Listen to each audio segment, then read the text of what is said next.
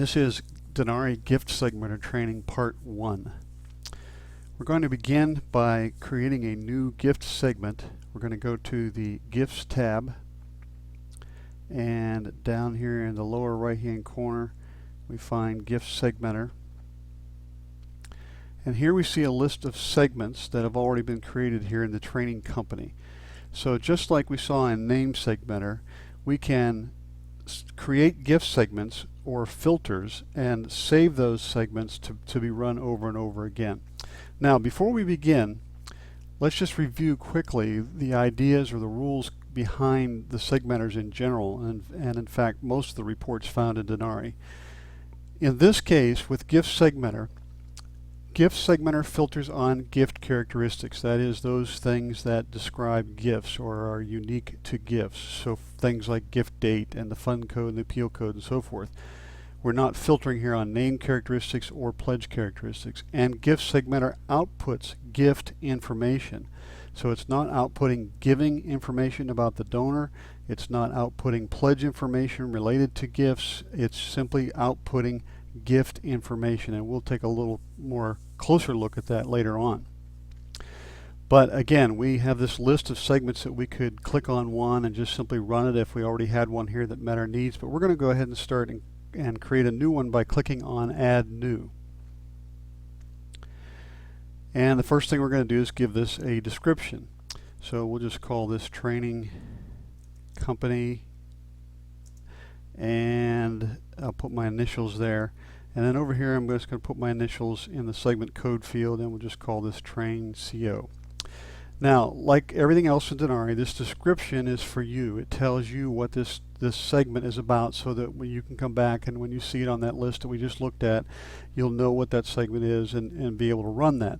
The code is for Denari. It tells Denari that this segment is different from any other segment that you have, and so it has to be unique. You can't have two gift segments with the same code, and you just want to make those simple and short, and the code doesn't have to be very fancy.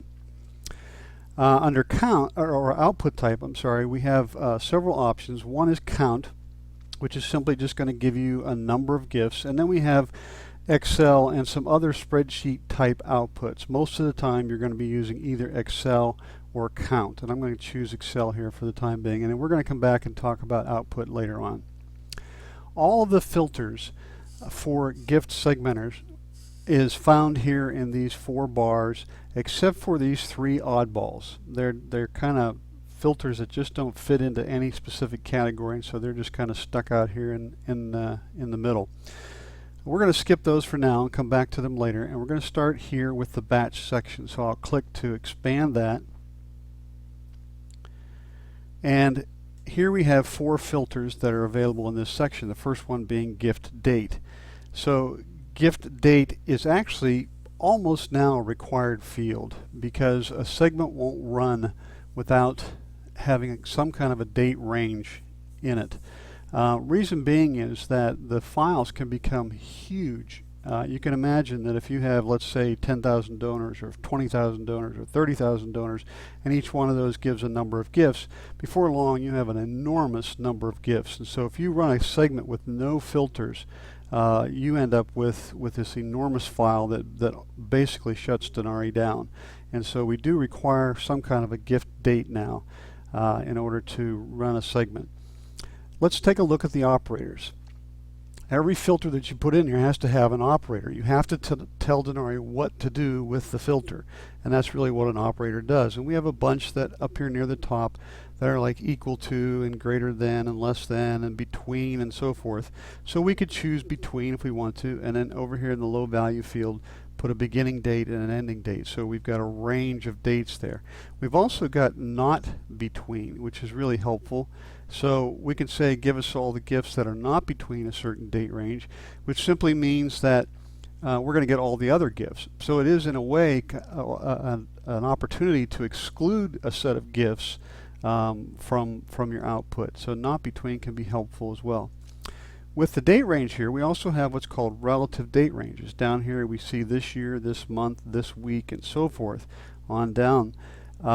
Relative means relative to today.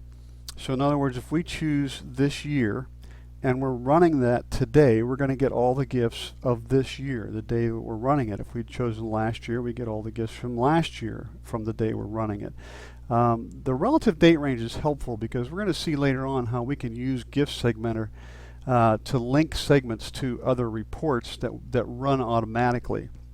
And so we don't have to then, every time we run this thing, change the date. We can simply say, okay, we want all the gifts for last week or last month or whatever it is, and then every time that runs in the future, it's just automatically going to go ahead and pick up those dates without us having to come back and change anything.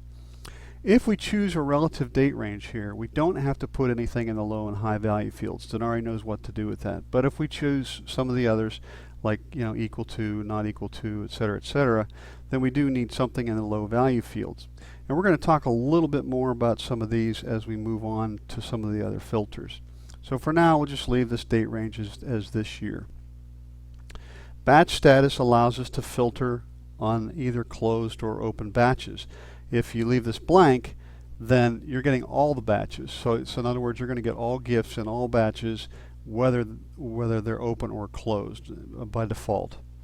Batch number allows us to filter on a range or a specific batch. So for example, if we chose equal to, then over here we could put in some batch number. We'll just say it's batch number 234.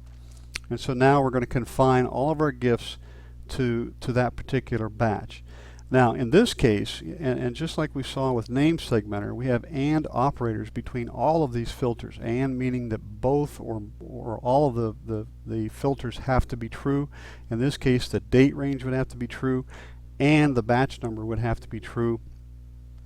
And so this is a little redundant in the fact that the batch, in this case, if it falls within this year, we really don't need this date range up here.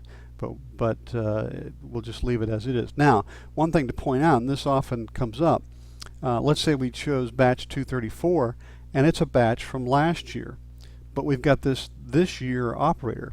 So we're saying, okay, in order to show up in the output, these gifts have a date range sometime in this year, and they have to be in batch 234, which happens to be last year's batch. So we're going to get nothing. We've got these two filters working against each other. So that's another case for keeping things as simple as possible and only using those filters that you have to use in order to get what you want. So again, if we're using equal to or not equal to or something like that that only requires the one value, in this case the batch number, then we only need to put that into the low value field. We don't need anything in the high value field. Batch code allows us to filter on the little code on the batch screen that you can fill in with your initials or some reference number of some kind or whatever you want to put there. Denari also uses that field to let you know when it's an EFT batch or a credit card batch, or it's an import batch, one that's been uploaded through Excel, that kind of thing. And so you can filter on that field. So you could say, give me all the Vanco batches, for example, or give me all the the DS batches, the ones that were created by DS, that kind of thing. Whatever code you use in that system, it allows you to filter on that here. So let me close the batch section there for a second, and now we'll look at the appeal campaign section. The first field we look at here is appeal code. Appeal code, again, all of these require an operator.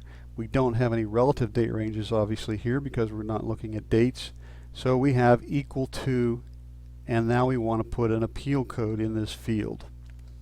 The appeal code, this field uses the code part of the appeal, not the description. So back where you set up appeal codes, you have a description and a code, just like we did here when we set up the names or the gift segment.